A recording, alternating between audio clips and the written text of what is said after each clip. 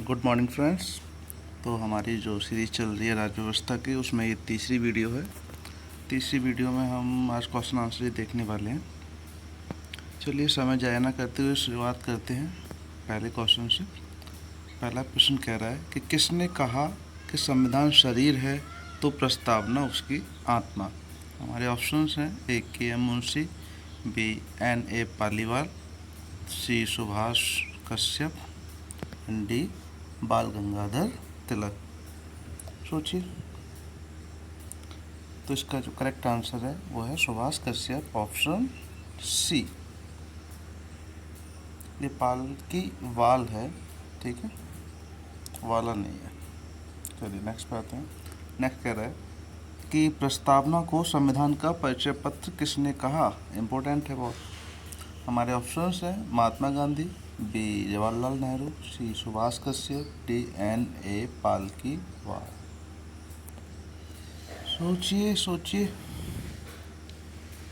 प्रस्तावना को संविधान का परिचय पत्र कहा है एन ए पाल की वाल ने। वाला नहीं है, गलत हो गया, वाल कर लेना, ठीक है, इसको हटा दो, वाल। नेक्स्ट क्वेश्चन है हमारा क्वेश्चन 3।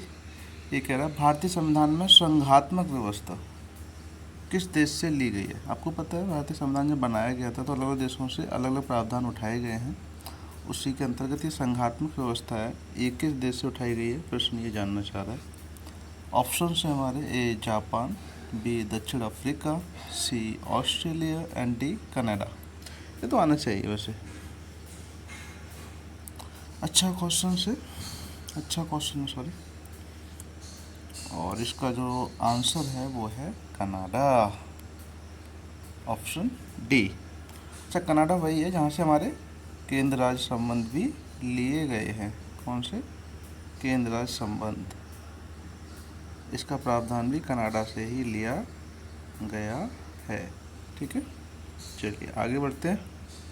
क्वेश्चन 4 कह रहा है भारतीय संविधान में राष्ट्रपति की निर्वाचन पद्धति किस देश के संविधान से ली गई है।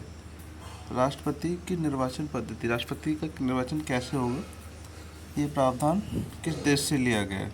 हमारे ऑप्शंस हैं आयरलैंड, बी रूस, सी ब्रिटेन एंड डी संयुक्त राज्य अमेरिका। सोचिए। तो इसका राइट आंसर होगा हमारा आयरलैंड।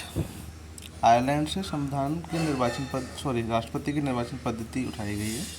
अच्छा, इसके अलावा राष्ट्रपति को हटाने वाली पद्धति कहाँ से उठाई गई है। हमें राष्ट्रपति को हटाना है तो कैसे हटा सकते हैं, ये कहाँ से लिया गया है, ये लिया गया है हमारा संयुक्त राज्य अमेरिका से, ठीक है, ध्यान रखिएगा। चलिए नेक्स्ट क्वेश्चन पे आते हैं। क्वेश्चन 5 ये कह रहा है भारतीय संविधान में कितनी तरह के न्याय की बात कही गई है। न्याय ये आपको मिलेगा प्रस्तावना में। जब आप प्रस्तावना पढ़ेंगे तब आप पाएंगे कि वहाँ पे न्याय की बात कही गई है लाइनों में। तो वो कितनी तरह की न्याय की बात कही गई है, ये हमारा क्वेश्चन है। ऑप्शन है हमारे A5, B7, C1 and D3। सोचिए, बताइए। न्याय है हमारे 3 तरह के। कौन कौन से? सामाजिक न्याय, आर्थिक न्याय और राजनैतिक न्याय, ठीक है। सामाजिक, आर्थिक और राजनैतिक, इन 3 तरह के न्याय की बात कही गई है प्रस्तावना में। अगला क्वेश्चन है हमारा क्वेश्चन 6। ये कह रहा है भारतीय संविधान में कितने तरह के समता की बात कही गई है। समता, ये भी आपको प्रस्तावना में मिलेगा। इम्पोर्टेंट क्वेश्चन हो जाते हैं, ये आ जाते हैं जब घुमाना होता है तब सवाल आ जाते हैं। तो समता है हमारी, ऑप्शन देख लेते हैं पहले। ऑप्शन है 6, B2, C3 एंड D4। सोचिए। तो right answer will be B, option B 2। तो वो 2 तरह की कौन कौन सी हैं? एक तो है प्रतिष्ठा की, है ना, और एक अवसर की। प्रतिष्ठा और अवसर की समता की बात कही गई है, ठीक है। ये हो गया पहला, ये हो गया दूसरा, यही 2 समता की बात कही गई है। चलिए आगे बढ़ते हैं। आगे प्रश्न 7। ये भी उसी से संबंधित है, प्रस्तावना से संबंधित प्रश्न है कि भारतीय संविधान में कितने तरह की स्वतंत्रता की बात कही गई है। संविधान में हम प्रस्तावना के अंतर्गत बात कर रहे हैं, प्रस्तावना में कितनी तरह की स्वतंत्रता की बात कही गई है। ठीक है, तो हमारे ऑप्शन हैं A7, B3, C5 and D8। सोचिए राइट आंसर क्या हो सकता है। उत्तर है हमारा ऑप्शन C5। इसमें 5 किस कौन कौन सी हैं। सबसे पहला विचार की स्वतंत्रता, विचार आएंगे तो अभिव्यक्ति भी करोगे, अभिव्यक्ति की स्वतंत्रता। ठीक है, और अभिव्यक्ति के बाद क्या हो जाएगा, विश्वास की स्वतंत्रता भी होनी चाहिए। विश्वास 3 तो हो गए, 1 2 3, 2 और हैं। हाँ, एक है वो धर्म की स्वतंत्रता, धर्म है तो फिर उपासना की स्वतंत्रता भी रहेगी। ठीक है, चलिए अगला क्वेश्चन देखते हैं।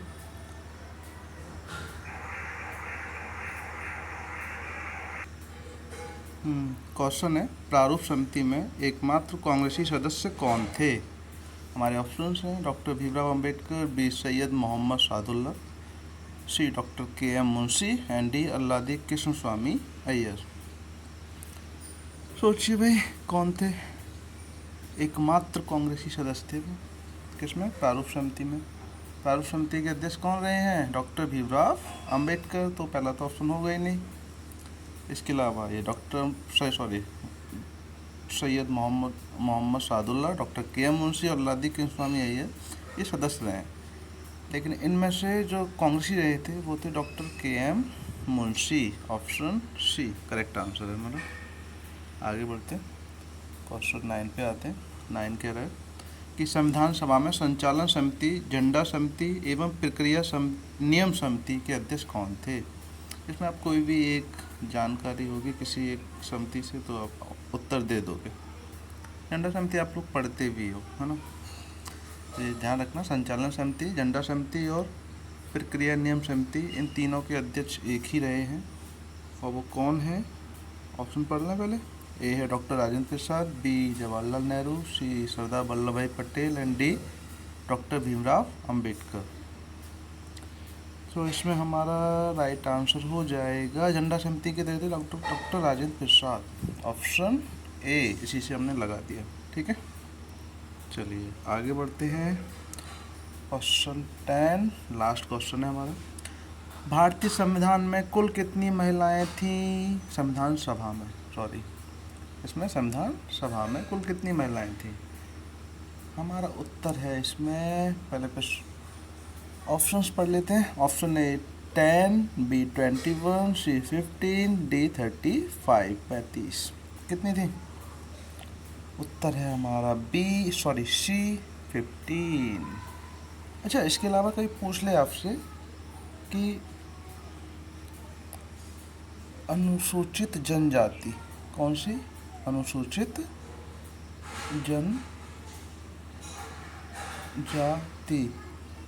जनजाति ये कितने सदस्य थे, उत्तर हो जाएगा हमारा 33।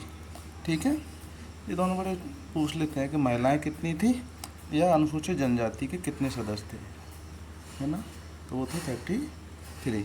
ठीक है, अच्छा इसके अलावा कुछ और जानकारी लेते हैं कि जो महिलाएं थीं इसमें वो कौन सी महिला थी जो सबसे युवा थी, कौन सी महिला सबसे युवा थी संविधान सभा में। तो भाई वो रही हैं दक्षिणायनी वेलायुधन। अच्छा, और ये जो दक्षिणायनी वेलायुधन जो थी ये सबसे युवा के साथ साथ एकमात्र दलित महिला भी थी संविधान सभा में। इसके अलावा एक क्वेश्चन और पूछता है कि संविधान सभा में केवल एक मुस्लिम महिला थी, वो कौन थी। तो मुस्लिम महिला का नाम भी याद रखिए भाई, वो हैं बेगम एजाज रसूल। क्या नाम है उनका, बेगम एजाज रसूल। ये एकमात्र मुस्लिम महिला रही हैं संविधान सभा में। ठीक है, उम्मीद है आपको वीडियो पसंद आ रही होगी। अगर आपको वीडियो पसंद आई तो कृपया लाइक करें और हमारे चैनल को सब्सक्राइब करें। Thank you so much. and have a good day.